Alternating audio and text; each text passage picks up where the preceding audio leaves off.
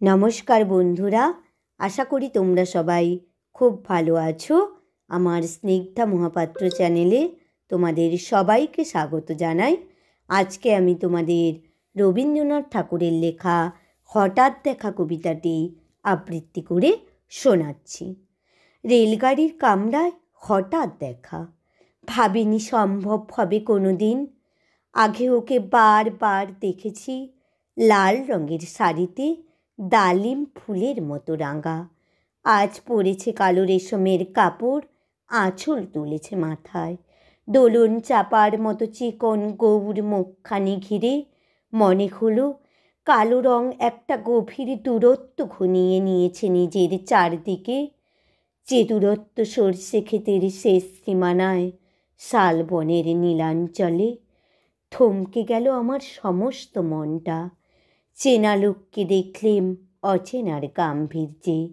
হঠাৎ খবরের কাগজ ফেলে দিয়ে আমাকে করলে নমস্কার। সমাজবিধির পদ গেল খুলে, আলাপ করলেম শুরু। কেমন আছো, কেমন চলছে সংসার ইত্যাদি।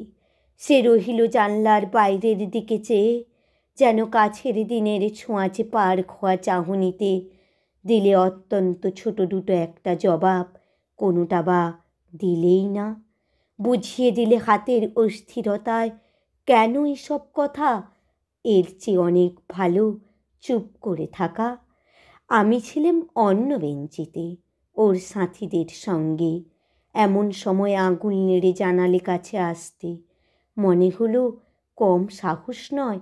বসলুম ওর এক বেঞ্চিতে। গাড়ির আওয়াজের আড়ালে বললে মৃদুস্বরে, কিছু মনে করো না। সময় কোথা সময় নষ্ট করবার? আমাকে নামতে হবে পরের স্টেশনে। দূরে যাবে তুমি, দেখা হবে না আর কোনো দিনই।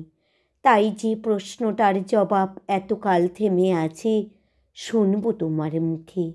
সত্য করে বলবে তো? আমি বললেম, বলবো। বাইরের আকাশের দিকে তাকিয়েই শুধলো, আমাদের গেছে যেদিন, একেবারেই কি গেছে? কিছুই কি নেই বাকি?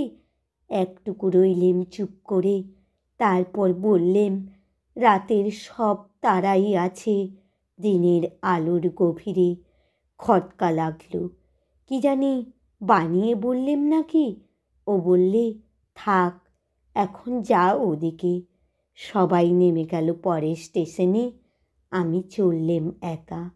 নমস্কার বন্ধুরা, কবিতাটি এখানে শেষ করলাম। কবিতাটি যদি ভালো লেগে থাকে প্লিজ আমার চ্যানেলটি লাইক, কমেন্ট ও সাবস্ক্রাইব করে আমার পাশে